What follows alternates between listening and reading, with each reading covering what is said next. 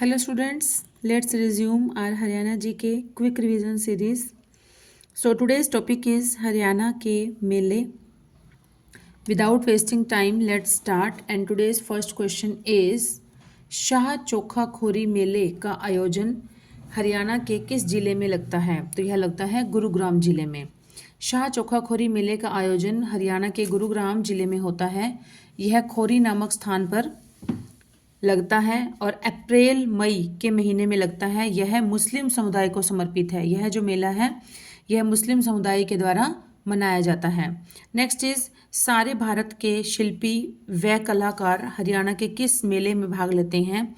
तो यह लेते हैं सूरजकुंड क्राफ्ट मेले में। अभी अभी जस्ट लगा था सूरजकुंड क्राफ्ट मेला। सूरजकुंड मेले का सर्वप्रथम आयोजन 1987 में किया गया था। सूरजकुंड मेले का डिज़ाइन गुजरात के वास्तुकार सुरेंद्र पटेल ने किया था। 2013 में इस मेले को अंतर्राष्ट्रीय दर्जा दिया गया था और हरियाणा के रामविलास शर्मा ने धर्मेंद्र और हेमा मालिनी को पर्यटन विभाग में तीसरे सूरजकुंड मेले में ब्रांड मिस्टर घोषित किया था। ब्रांड एम्बेसडर होता है वैसे। नेक्स्ट इज इमलोटा भिवानी जिले में फागुन माह में किस देवता का भारी मेला लगता है? तो यह लगता है श्री हनुमान जी का। इमलोटा भिवानी जिले में फागुन माह में श्री हनुमान जी का भारी मेला लगता है। नेक्स्ट इज शिल्पियों का कुंभ हरियाणा के किस मेले को कहा जाता है? तो यह कहा जाता है सूरजकुंड क्राफ्ट मेले को। 1 फरवरी से 15 फरवरी तक सूरजकुंड का मेला हर साल फरीदाबाद हरियाणा में बसंत ऋतु के दौरान आयोजित किया जाता है। इस मेले की विशेषता यह है कि इसमें भारत के सभी राज्यों के हस्तशिल्प व कारीगरों द्वारा बनाए गए सामान को एक स्थान पर देखा व खरीदा जा सकता है। इस मेले को पहली बार 1987 में आयोजित किया गया था। नेक्स्ट इज जगाधरी के समीप अवस्थित बिलासपुर में कार्तिक पूर्णिमा को कौन सा त्यौहार मनाया जाता है? तो यह मनाया जाता है आदि बद्री मेला। जगाधरी के समीप अवस्थित बिलासपुर में कार्तिक पूर्णिमा को आदि बद्री का मेला मनाया जाता है, जिसमें भारी संख्या में श्रद्धालु भारतवर्ष के विभिन्न राज्यों से आते हैं।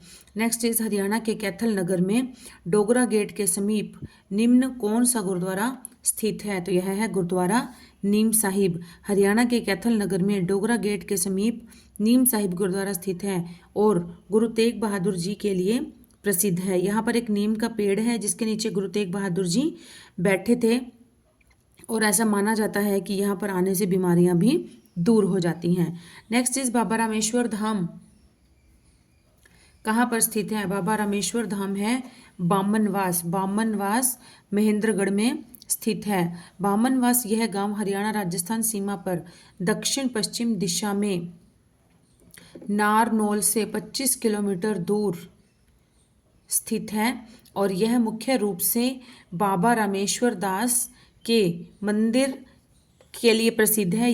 यह मंदिर गांव बामनवाओं की भूमि पर बनाया गया है और यह मंदिर की मुख्य दीवार राजस्थान के गांव टिब्बा बसई की सीमा बनाती है। मतलब उन दोनों के बीच में सीमा पर है, बॉर्डर पर बनाती है। नेक्स्ट इज 29वें सूरजकुंड मेला 2015 में सहभागी देश कौन सा था? सहभागी देश था लेबनान। 29वां सूरजकुंड मेला 2015 में भारत का सहभागी देश बना था लेबनान और यह मेला प्रत्येक वर्ष लगता है 1 फरवरी से 17 फरवरी के बीच।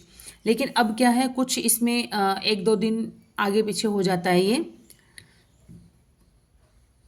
अपने कन्वीनियंस के अकॉर्डिंग जो पर्यटन विभाग है वो सेट करता है डेट्स, लेकिन होता फरवरी में ही है, 1st, 2nd, 3rd वीक में ही होता है। इस मेले का आयोजन हस्तशिल्प और हथकरघा को बढ़ावा देने के लिए तथा कारीगरों को उनके काम को प्रदर्शित करने के उद्देश्य से किया जाता है। इस मेले का पहली बार आयोजन सन 1987 से हुआ था तथा इसकी शुरुआत हरियाणा के मुख्यमंत्री रहे चौधरी बंसीलाल जी के समय पर की गई थी। नेक्स्ट इज आम मेला किस स्थान पर होता है? तो आम मेला मनाया जाता है पिंजौर पंचकुला। आम मेला प्रत्येक वर्ष हरियाणा के पंचकुला जिले के पिंजौर में मनाया जाता है। इस मेले में प्रत्येक वर्ष सैकड़ों किस्म के आमों की प्रदर्शनी लगाई जाती है जिसमें दशहरी आम, लंगड़ा आम, चौसा, जालिम, अंडा, मालदा आदि किस्में शामिल हैं। इसमें भारत के विभिन्न राज्यों के लोग भी आमों की अलग अलग किस्में लेकर यहाँ पर प्रदर्शनी लगाते हैं। नेक्स्ट इज चैत्र चौदस का मेला किस जिले में लगता है? तो चैत्र चौदस का मेला लगता है कुरुक्षेत्र में, प्रत्येक वर्ष लगता है। नेक्स्ट इज फागुन माह में रोहतक में किस संत की स्मृति में विशाल मेला लगता है? तो यह लगता है बाबा मस्तनाथ का मेला। फागुन माह में रोहतक में बाबा मस्तनाथ संत की स्मृति में बहुत बड़ा मेला लगता है। बाबा मस्तनाथ यूनिवर्सिटी भी रोहतक में ही है। नेक्स्ट इज सूरजकुंड अंतर्राष्ट्रीय कला मेला एक रंग बिरंगा पारंपरिक भारत का कला उत्सव प्रत्येक वर्ष किस माह में होता है? तो यह सूरजकुंड अंतर्राष्ट्रीय मेला ये होता है फरवरी के माह में। सूरजकुंड अंतर्राष्ट्रीय कला मेला की शुरुआत 1987 में पहली बार हस्तशिल्प, हथकरघा और भारत की सांस्कृतिक विरासत की समृद्धि और विविधता को प्रदर्शित करने के लिए की गई थी। यह उत्सव प्रत्येक वर्ष फरवरी माह में होता है और 2013 में इसे अंतर्राष्ट्रीय स्तर पर फेमस हो गया था ये। फिर अलग अलग कंट्रीज़ जो हैं वो भी यहाँ पर पार्टनर कंट्रीज़ बन जाती हैं, बनने लग गई थी 2013 से। नेक्स्ट इज फरल गांव में फागुन उत्सव किस पर होता है? मतलब ये होता है सोमवती अमावस्या पर होता है। फागुन उत्सव कैथल के फरल गांव में सोमवती अमावस्या को मनाया जाता है। सोमवार को पड़ने वाली अमावस्या को ही सोमवती अमावस्या कहा जाता है। इस दिन विवाहित स्त्रियां अपने पति की दीर्घायु के लिए, लंबी उम्र के लिए कामना के लिए व्रत रखती हैं और इसलिए इसका हिंदू धर्म में बहुत अधिक महत्व है। नेक्स्ट इज वैसाखी को सामान्यतः हम कब मनाते हैं? तो यह मनाते हैं 13-14 अप्रैल को मनाते हैं। वैसाखी नाम जो है वो वैसाख से बना है और यह उत्सव 13-14 अप्रैल को मनाया जाता है। पंजाब और हरियाणा के किसान सर्दी की फसल कट जाने के बाद नए साल की खुशियां मनाते हैं। वैसाखी रबी की फसल पकने का प्रतीक है। गणगौर किस देवी के सम्मान में मनाया जाता है? गणगौर तो यह मनाया जाता है गौरी, गौरी मतलब पार्वती जी। गणगौर, गण शिव जी को कहा जाता है और गौर कहा जाता है गौरी माँ, माँ गौरी को मतलब पार्वती जी को। तो यह जो त्यौहार है ये शिव और पार्वती के सम्मान में मनाया जाता है। नेक्स्ट इज गणगौर का उत्सव चैत्र माह में आता है और गणगौर नृत्य जो है वो हिसार और फतेहाबाद में विशेष रूप से प्रसिद्ध है। इस त्यौहार में महिलाएं गौरी देवी की, माँ गौरा की पूजा करती हैं, पार्वती जी की। गुरुग्राम का कार्तिक संस्कृति उत्सव किसके प्रसार पर लक्षित है? तो यह है मार्शल आर्ट और लोक कला। सभी मार्शल आर्ट्स का एक ही समान उद्देश्य होता है क्या? खुद की या दूसरों की शारीरिक खतरे से रक्षा करना। मार्शल आर्ट को विज्ञान और कला दोनों माना जाता है। इनमें से ज़्यादातर कला लड़ाई के खेल में, लेकिन यह नृत्य का रूप भी ले सकती हैं जिसमें किसी कोई ना कोई एक डांस मतलब परफॉर्मेंस भी करा दी जाती है मार्शल आर्ट के कुछ स्टेप्स ऐड करके। तो पहले सूरजकुंड मेले का आयोजन कब किया गया था? यह किया गया था 1987 में किया गया था। 1987 से पहले सूरजकुंड मेले का आयोजन 1987 में पहले सूरजकुंड मेले का आयोजन किया गया था। सूरजकुंड मेले को अंतर्राष्ट्रीय दर्जा दिया गया था 2013 में और सूरजकुंड मेले का डिजाइन किया था गुजरात के वास्तुकार सुरेंद्र पटेल ने।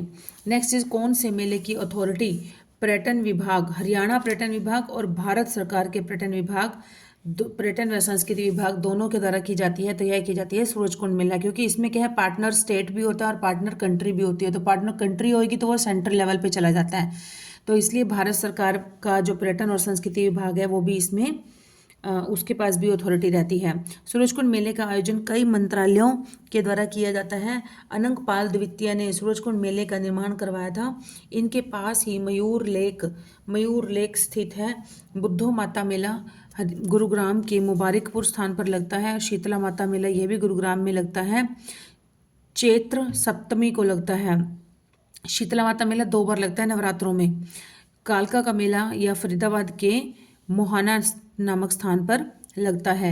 नेक्स्ट इज सूरजकुंड मेले में प्रथम फोकस कंट्री 2009 में किसे चुना गया था? प्रथम फोकस कंट्री बनी थी मिस्र को सूरजकुंड मेले में फर्स्ट फोकस कंट्री चुना गया था, पार्टनर कंट्री चुना गया था और थाईलैंड 26वां सूरजकुंड मेले का सहायक देश था।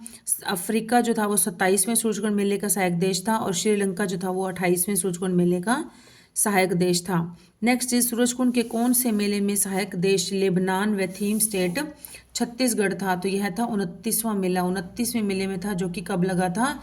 2015 में लगा था।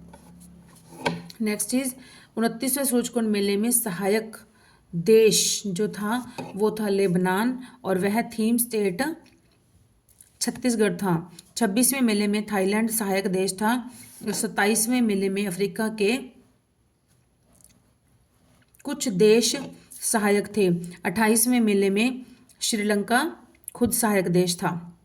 नेक्स्ट इज 30वें सूरजकुंड मेले में सहायक देश कौन था? तो 30वें में था चीन और जापान, जो कि कब लगा था? 2016 में लगा था। चीन व जापान 30वां सूरजकुंड मेले के सहायक देश थे तथा थीम स्टेट तेलंगाना था। मिस्र सूरजकुंड मेले में प्रथम फोकस कंट्री चुना गया था। झारखंड 31वें सूरजकुंड मेले की थीम स्टेट था और लेबनान जो है वो छत्तीसगढ़ 32वें सूरजकुंड मेले का सहायक देश था और छत्तीसगढ़ थीम स्टेट था। उस समय थीम स्टेट था छत्तीसगढ़ और सहायक देश था लेबनान। कौन से मेले का था? 32वें मेले का। और 32वां मेला कब लगा था? 2018 में लगा था। नेक्स्ट इज हरियाणा के किस मेले में धर्मेंद्र व हेमा मालिनी को पर्यटन विभाग हरियाणा का ब्रांड एम्बेसडर बनाया गया था? तो यह बनाया गया था सूरजकुंड मेले में। किसने बनाया था? उस समय जो पर्यटन मंत्री थे वो थे रामविलास शर्मा, उन्होंने बनाया था धर्मेंद्र और हेमा मालिनी को ब्रांड एम्बेसडर बनाया था। सतकुंभा मेला यह सोनीपत में आयोजित किया जाता है। सतकुंभा मेला। पराशर मेला करनाल के तरावड़ी स्थान पर लगता है और तीज का मेला अंबाला के पंजोखेड़ा में श्रावण तृतीया को लगता है, सावन मास की तृतीया को लगता है। Next is Ethiopia, Mongolia, Slovenia देशों में सूरजकुंड के कौन से मेले में पहली बार हिस्सा लिया था? तो ये लिया था 31वें मेले में। 31वें मेले में, जो कि कब लगा था?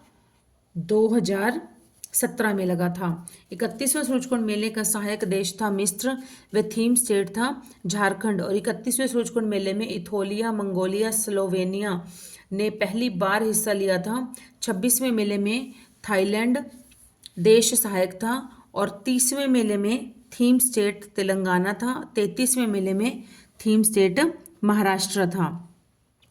32वां सूरजकुंड मेले का सहायक देश व थीम स्टेट कौन सा था? तो यह था किर्गिस्तान। 32वें सूरजकुंड मेले का जो सहायक देश था वो था किर्गिस्तान और थीम स्टेट था उत्तर प्रदेश। किर्गिस्तान 32वें सूरजकुंड मेले का सहायक देश था और उत्तर प्रदेश थीम स्टेट था। 32वां सूरजकुंड मेला 2 फरवरी से 18 फरवरी तक लगा था। इसका उद्घाटन उत्तर प्रदेश के सीएम व हरियाणा के सीएम ने घंटेश्वरी गेट से प्रवेश करके किया था।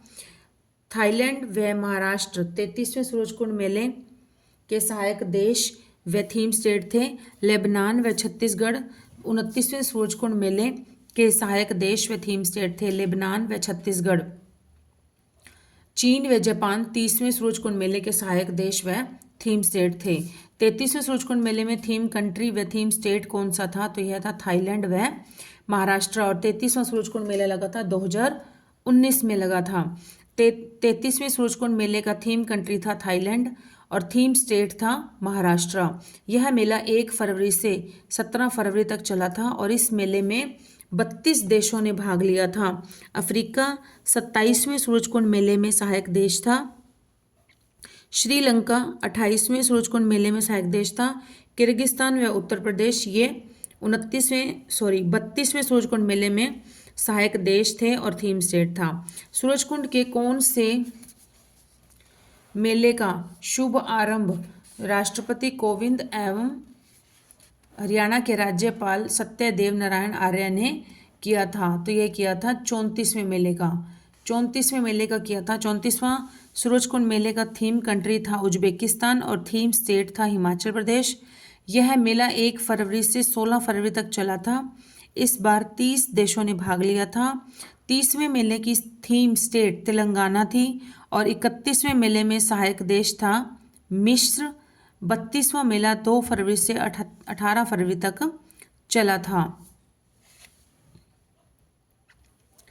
34वें सूरजकुंड मेले में कितने मुख्य अतिथि आए थे?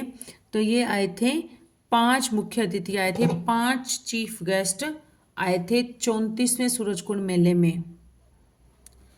5 मुख्य अतिथि सूरजकुंड मेले में आए थे, जो इस प्रकार से हैं। उज्बेकिस्तान दूतावास के राजदूत फरहाद, हिमाचल प्रदेश का मुख्यमंत्री जयराम ठाकुर और हरियाणा के मुख्यमंत्री मनोहर लाल खट्टर, पर्यटन मंत्री कंवरपाल गुर्जर और पर्यटन विभाग के चेयरमैन रणधीर सिंह, ये सब आए थे।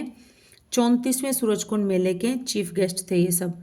अतिथि देवो भव सूरजकुंड के कौन से मेले की थीम थी? तो यह थी 34वें मेले की थीम थी अतिथि देवो भव। नेक्स्ट इज 34वें मेले की थीम थी अतिथि देवो भव। 34वें सूरजकुंड मेले की मुख्य थीम थी अतिथि देवो भव। ब्रिटिश काउंसिल के साथ समझौता करना मेलों का आकर्षण केंद्र था। यह मेला कैशलेस था और इस मेले में लगभग 1000 शिल्पकारों व 600 कलाकारों ने भाग लिया था। नेक्स्ट इज 31वां अंतर्राष्ट्रीय क्राफ्ट्स मेला 2017 जो कि सूरजकुंड में संपन्न हुआ, उसका सहभागी देश कौन था? तो 31वें का था मिस्र। 31वां सूरजकुंड मेला क्राफ्ट मेले का सहायक देश था मिस्र और थीम स्टेट था झारखंड। 31वां सूरजकुंड मेला क्राफ्ट मेले में इथोपिया, मंगोलिया, स्लोवेनिया देश ने पहली बार भाग लिया था। नेक्स्ट इज सूर्य ग्रहण का मेला कहाँ पर लगता है? तो यह लगता है, कहाँ लगता है सूर्य ग्रहण का मेला? ये लगता है कुरुक्षेत्र में। ब्रह्म सरोवर भारत के हरियाणा राज्य के थानेसर में स्थित है, जो कि हिंदुओं द्वारा उत्पन्न अत्यंत पवित्र माना जाता है और सूर्य ग्रहण मेले का आयोजन भी यहाँ पर ही किया जाता है और इस अवसर पर लोग ब्रह्म सरोवर में स्नान करते हैं। किस मेले में लोग अपने पूर्वजों को पिंडदान का अर्पण करते हैं? तो यह करते हैं पिहोवा मेले में। पिहोवा मेले में लोग अपने पूर्वजों को पिंडदान करते हैं। हिंदू धर्म में एक समय पूर्वजों की आत्मा को मोक्ष दिलाने के लिए पिंडदान का विधान है। पिंडदान और तर्पण को प्रत्येक हिंदू पुत्र का कर्तव्य माना जाता है। प्रत्येक हिंदू पुत्र का कर्तव्य माना जाता है। तो स्टूडेंट्स, ये टॉपिक हमारा कंप्लीट होता है। नेक्स्ट टॉपिक स्टार्ट होता है हरियाणा के पर्यटक स्थल, बावड़ी व महल। Let's continue. गुजरी महल हरियाणा के किस जिले में स्थित है? तो यह है गुजरी महल हरियाणा के हिसार जिले में स्थित है। गुजरी महल हरियाणा के हिसार जिले में स्थित है। इस महल का निर्माण फिरोज शाह तुगलक ने करवाया था। यह महल फिरोज शाह तुगलक ने अपनी प्रेमिका गुजरी के लिए बनवाया था। नेक्स्ट इज ब्रह्म सरोवर तीर्थ किस स्थान पर है? तो यह है कुरुक्षेत्र में। ब्रह्म सरोवर तीर्थ भारत के हरियाणा राज्य के थानेसर में स्थित है। हरियाणा राज्य के थानेसर कुरुक्षेत्र में स्थित है और इसे हिंदुओं द्वारा बहुत ही पवित्र माना जाता है। सूर्य ग्रहण के अवसर पर यहाँ विशाल मेले का आयोजन किया जाता है। इस अवसर पर यहाँ लाखों लोग ब्रह्म सरोवर में स्नान करते हैं। नेक्स्ट इज अति प्राचीन वट वृक्ष जिसे गीता ज्ञान से संबंधित माना जाता है, यह कहाँ पर है? तो यह है बी, ज्योतिसर पर है। ज्योतिसर में है ये।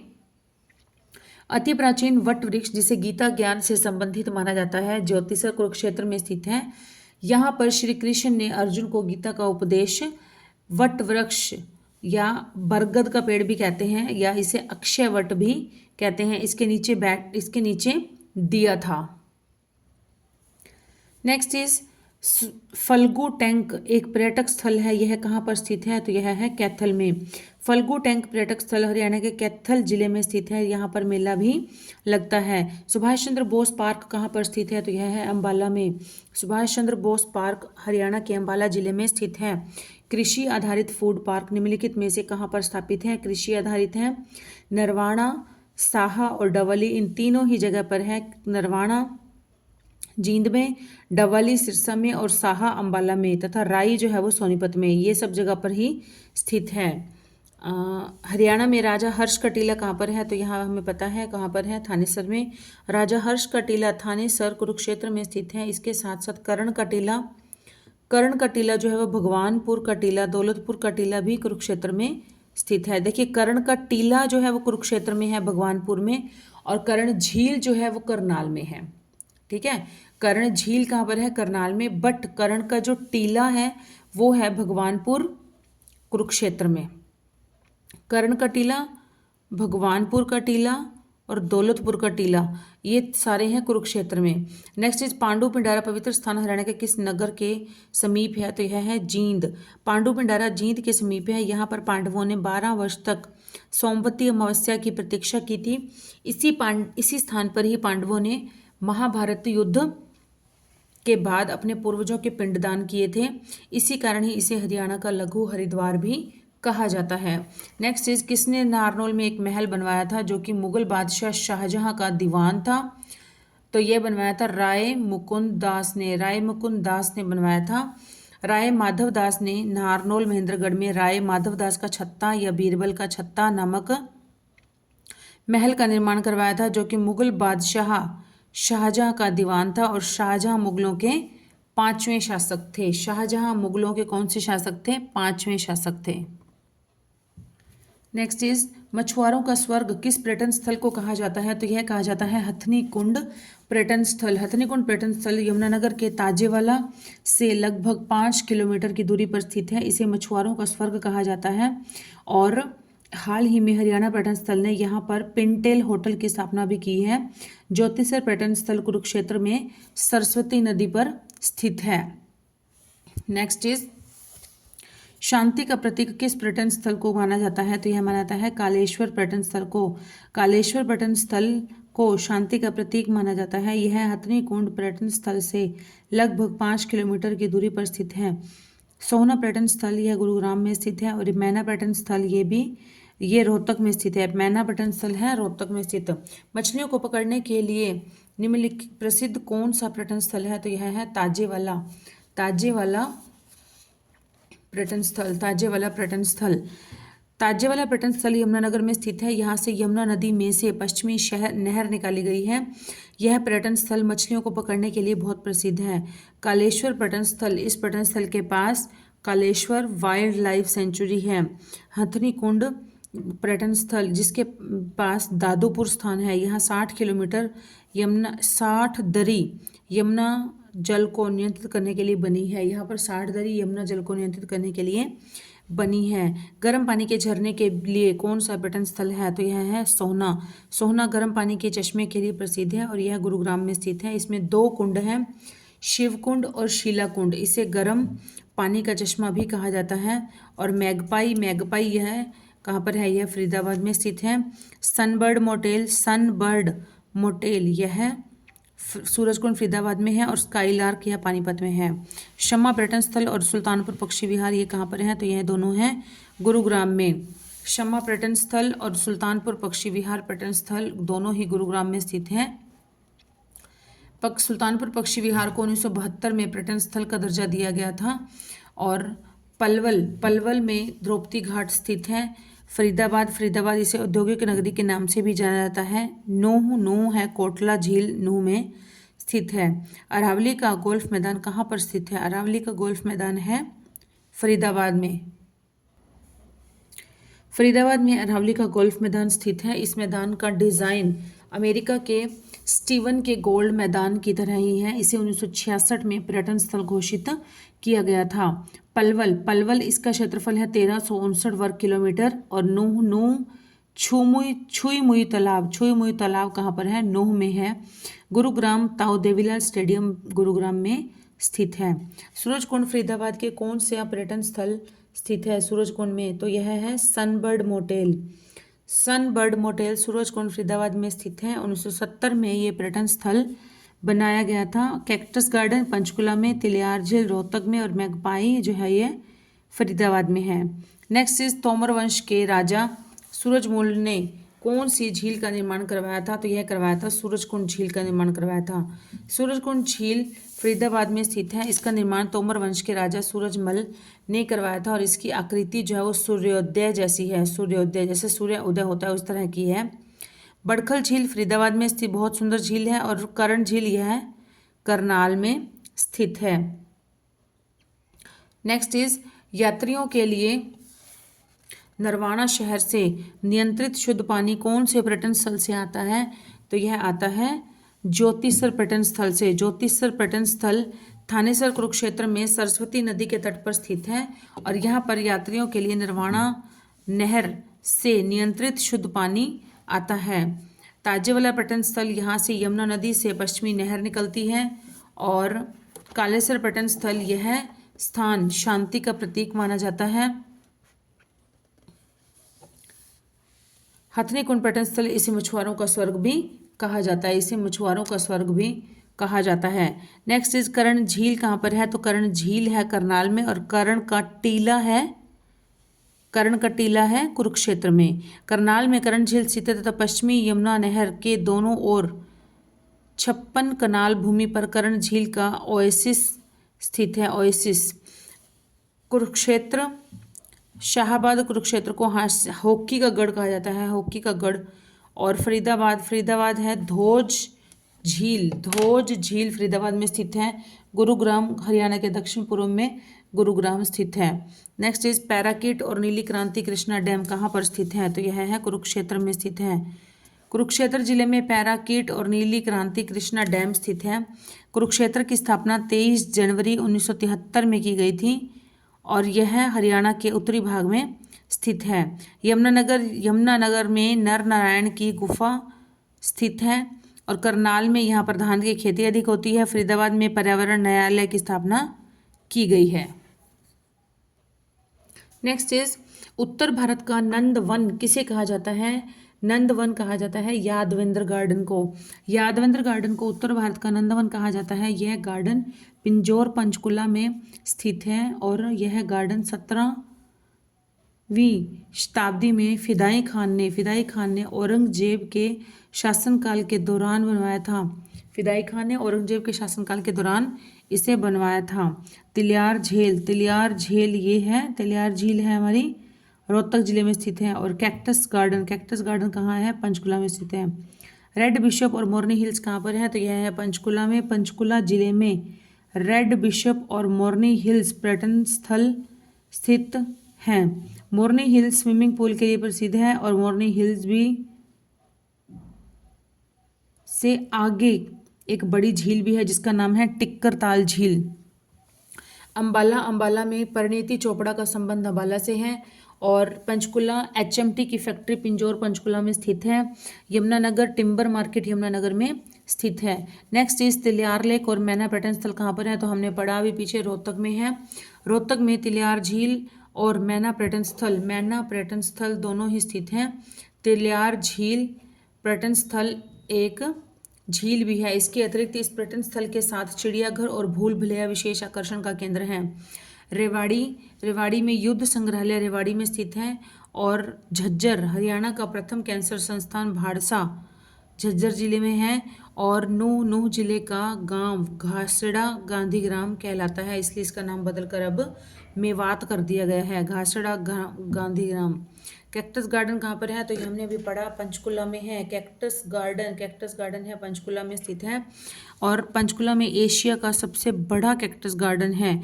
हरियाणा की राजधानी को छूने वाला पंचकुला एक ऐसा जिला है सर्वाधिक वन क्षेत्र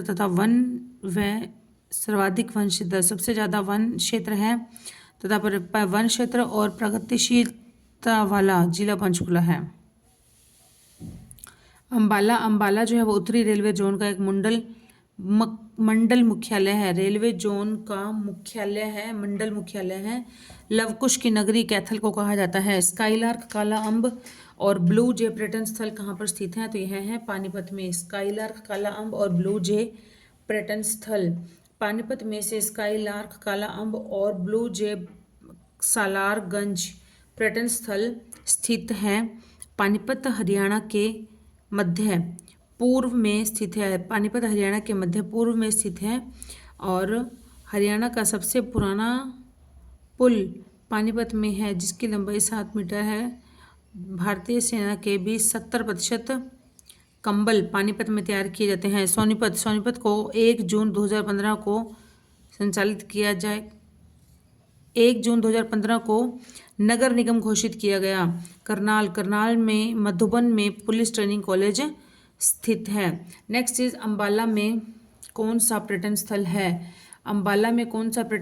है, तो इनमें से बताना है हमें।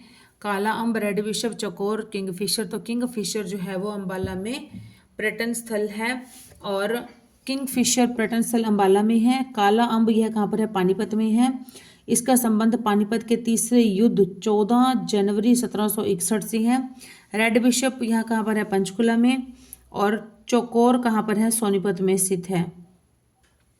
तो स्टूडेंट्स आज हम ये टॉपिक यहीं पर ही विराम करते हैं। जल्दी ही मिलेंगे नेक्स्ट वीडियो में इसी टॉपिक की इसी सीरीज को ही आगे कंटिन्यू करते हुए। So till then keep studying and keep hard working and keep doing practices more and more, and please support this channel. Okay, bye students.